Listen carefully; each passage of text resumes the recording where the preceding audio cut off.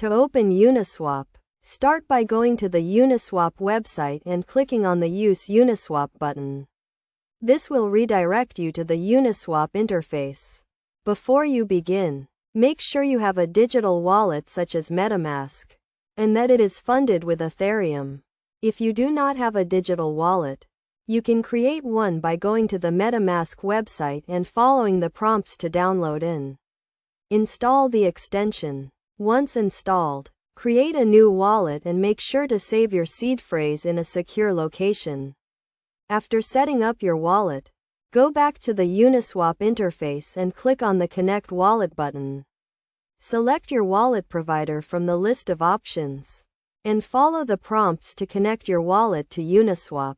Once your wallet is connected, you can begin using Uniswap to buy, sell, and trade different cryptocurrencies. To do this, select the token you want to swap, enter the amount you want to swap, and confirm the transaction. It is essential to understand the fees associated with using Uniswap, as well as the risks of trading cryptocurrencies.